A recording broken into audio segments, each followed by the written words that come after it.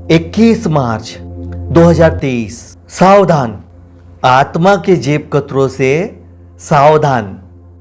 जी हाँ, यह संदेश हमें दे रहे हैं एडिटर स्वामी संजय भारती जी। इसी पर आज हम बात करेंगे, क्योंकि सवाल ओशो की देशना का है, उसके सम्मान का है। क्यों ना हम इसे समझने की कोशिश करें। सुन ले तो गुण भी ले। जी हां, यही विषय है आज का। 21 मार्च 2023 को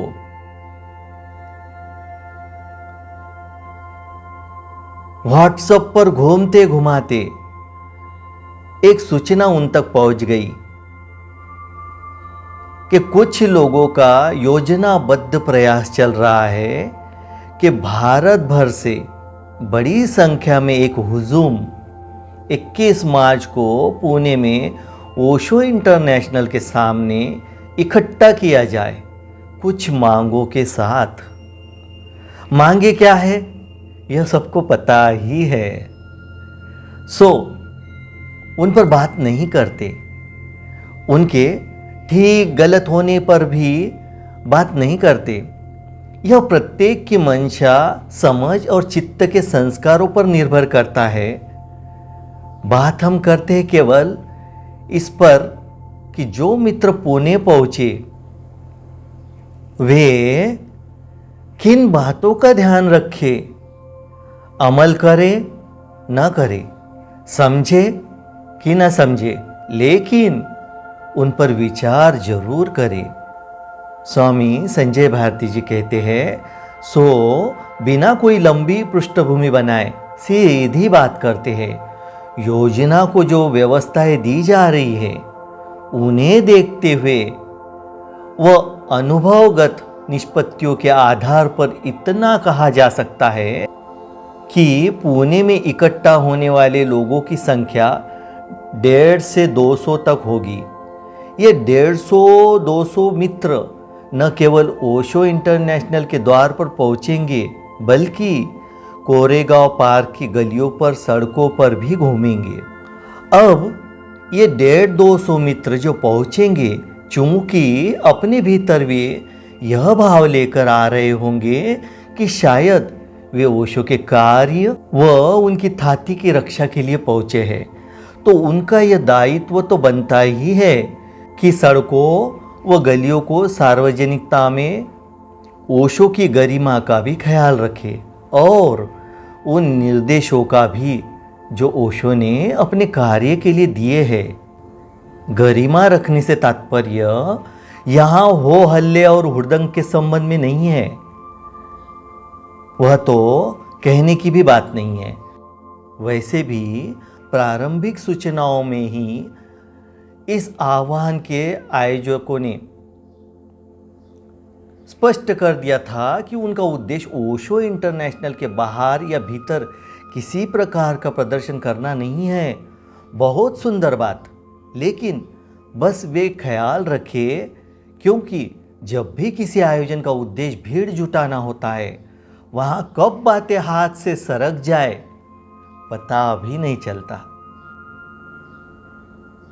गरिमा रखने का अर्थ यहाँ है कि सबसे पहले तो इस बात का ख्याल रखा जाना, आप जब कोरेगांव पार्क की सड़कों गलियों पर चल फिर रहे हैं तो जाने अनजाने आप सार्वजनिक स्पेस में ओशो को प्रस्तुत कर रहे हैं। यह आप पर बहुत बड़ी जिम्मेदारी होगी।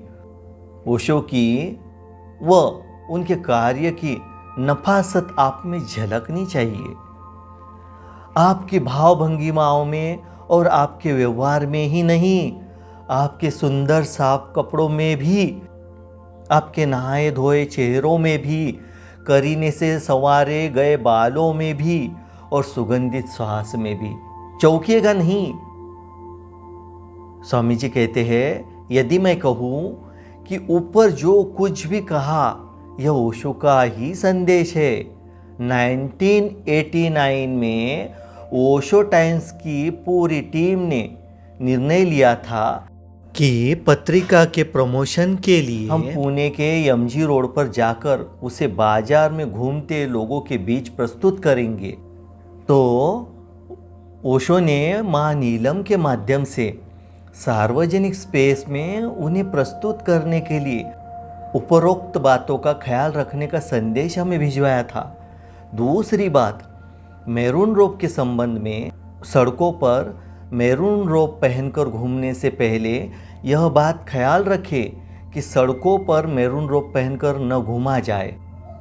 यह ओशो का स्पष्ट निर्देश है। मैरून रोब प्रस्तुत करते हुए ओशो ने जब संदेश भिजवाया था तो उन्होंने बहुत स्पष्ट किया था कि मैरून रोब का संन्यास से कोई संबंध नहीं है। वे उनके बुद्ध क्षेत्र में एक विशिष्ट ऊर्जा निर्मित करने के लिए है। उनका उपयोग ध्यान करते समय और कम्यून में कार्य करते समय ही किया जाए, ऐसा ओशो का निर्देश था। उनका यह भी स्पष्ट निर्देश था कि बुद्ध क्षेत्र के मुख्य द्वार से निकलकर बाहर जाते हुए हम वापस अपने साधारण कपड़ों में आ जाए और बुद्ध क्षेत्र में भी इवनिंग मीटिंग के बाद सब साधारण कपड़ों में ही हो। कृपया ओशो के निर्देश का सम्मान करें। फिर तीसरी बात, माला को लेकर अतीत में बहुत लंबे लंबे संपादकीय इस विषय पर लिखे हैं। अब संक्षेप में ओशो ने माला पर बहुत कुछ कहा है, उसे लेकर बहुत सी घोषणाएं की है। कभी उन्होंने उसको एक अनिवार्यता बनाया और उसकी महत्ता समझाई, कभी उन्होंने उसे एक मजाक बताया, कभी उसे गैर जरूरी कर दिया, कभी स्वेच्छा पर छोड़ दिया, कभी उसे मात्र एक आभूषण बता दिया। लेकिन 6 जनवरी 1987 को पुणे वापस लौटते ही उन्होंने उसे सार्वजनिक रूप से न पहने जाना अनिवार्य कर दिया। 6 जनवरी 1987 तक ओशो के निकटवर्ती कितने सन्यासी माला पहनते रहते थे। 7 जनवरी से सबके गलों से वह विदा हो गई और पूरे कम्यून में हर गले से भी आगंतुकों को भी बताया जाने लगा, अब से माला पहननी है तो अपनी निजता में, अपने प्राइवेट स्पेस में ही पहने। यह बात अलग है कि यह घोषणा उन्होंने प्रवचन में नहीं की, महा आनंदों के माध्यम से कम्यून के रहवासियों तक पहुंचाई।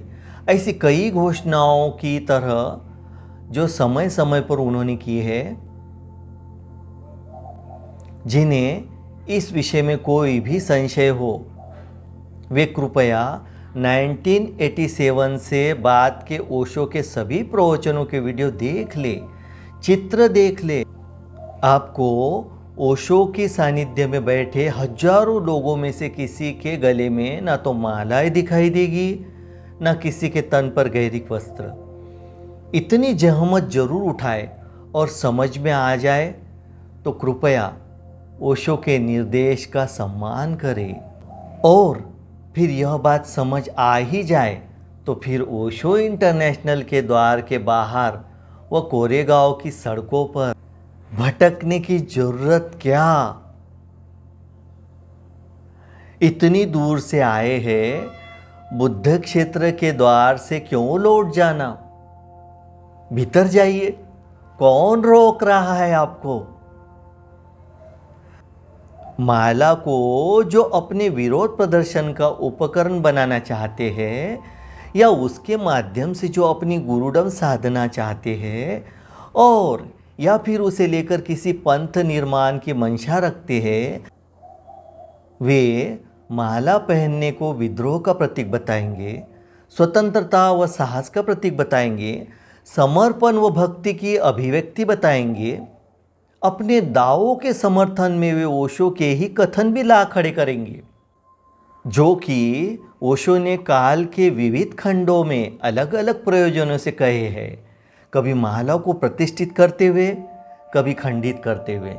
लेकिन इनमें से एक भी कथन न समर्थन में न खंडन में, 7 जनवरी 1987 के बाद नहीं मिलेगा। अंततोगत्वा जब ओशो ने माला का सार्वजनिक उपयोग बंद करवा दिया, उसके बाद उन्होंने कभी उसकी बात नहीं की। हालांकि उसके 3 वर्ष बाद तक वे शरीर में रहे और इस अवधि में 50 से अधिक पुस्तकें उन्होंने बोली। माला के समर्थन व खंडन में ओशो के कथनों को जुटाते उन्हीं के लोगों का ख्याल उस घोषणा की ओर गया ही नहीं जो 1985 में 1985 में उन्होंने न्यूज़वीक पत्रिका के एक पत्रकार के समक्ष की थी। इसके पहले कि वे माला व गैरिक वस्त्रों को वापस लेने की घोषणा सन्यासियों के समक्ष करते, यह वे न्यूज़वीक के पत्रकार को बता चुके थे। सन्यासियों से 2 दिन पहले उसे उन्होंने माला व गैरिक वस्त्रों को वापस लेने का कारण भी बताया था और पहले उन्हें सन्यास के साथ जोड़ने के क्या कारण थे यह भी बताए। पत्रकार के साथ ओशो की वार्ता द लास्ट टेस्टामेंट वॉल्यूम 3 के सत्र 5 में रिकॉर्डेड है। ओशो कहते हैं, मैंने रजनीशी शब्द ड्रॉप कर दिया है और रजनीशी नहीं है। यहाँ कोई धर्म नहीं है। यहाँ लोग स्वयं को अनुभव करने का प्रयास कर रहे हैं। यहाँ जो हो रहा है वह सीधा साधा विज्ञान है, कोई धर्म नहीं और नितांत वैयक्तिक यहाँ किसी तरह के समूह का कोई प्रश्न नहीं है। समूह खतरनाक होता है, संप्रदाय खतरनाक होता है और जल्दी ही मैं गैरिक वस्त्र वापस लेने वाला हूँ ताकि सन्यासियों और गैर सन्यासियों के बीच कोई भेद न रह जाए। मैं माला भी वापस लेने वाला हूँ। इसके पहले कि मैं अपना शरीर छोड़ूं, मैं ऐसी हर संभावना को वापस ले लूँगा जिससे कोई भी बर्बरता पैदा हो सके। तो पत्रकार कहते, तो आप कह रहे हैं कि आपका कोई धर्म नहीं है। ओशो कहते हैं, यह बस धार्मिकता में एक प्रयोग है और दोनों के बीच बहुत फर्क होता है। धर्म के बंधे बंधाए प्रतीक व मान्यताएं होती है। धार्मिकता एक प्रकार की गुणवत्ता होती है। धार्मिकता तुम्हें क्रिश्चियन, हिंदू या मुसलमान नहीं बनाती, एक रूपांतरित व्यक्ति बनाती है। अब जो मैं दे रहा हूं वह बहुत सूक्ष्म है। पत्रकार कहते हैं, आप सन्यासियों को कब कहने वाले हैं कि अब वे माला व गैरिक न पहने, और पहले वे यह सब पहनते ही क्यों थे? ओशो कहते हैं, पहले ज़रूरत थी, पहले बहुत ज़रूरत थी कि उन्हें एक प्रकार की पहचान दी जाए ताकि उन्हें एक तरह का साहस मिले, उन्हें समाज में एक तरह की चुनौती मिले ताकि वे सबल हो सके। लेकिन अब जब उनका काम हो चुका, मैं जल्दी ही यह सब वापस ले लूँगा जो मेरी अनुपस्थिति में विनाशात्मक हो सकता है।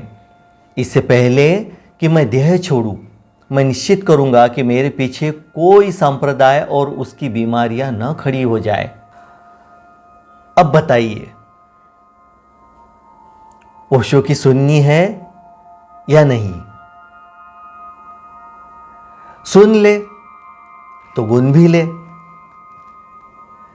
बात ओशो की ठीक लगती हो तो फिर आसपास इकट्ठा हुए जड़मतियों की चिंता न करे, वही करे जो आपका विवेक कहता हो। स्वामी जी कहते हैं, पुनश्च, और हां, सुना है इस आयोजन में बहुत से बाबा टाइप और मिनी गुरु भी होंगे जो ओशो की विधियों में अपना काफी घालमेल करते हैं। सुनने में आ रहा है कि इनमें से कुछ बाबा इकट्ठा हुए लोगों को ध्यान भी करवाएंगे। इनकी दाढ़ियों से प्रभावित ना हो, उनमें काफी तिनके हैं। आत्मा के जेब कतरों से सावधान रहे। जी हाँ, आत्मा के जेब कतरों से सावधान रहे।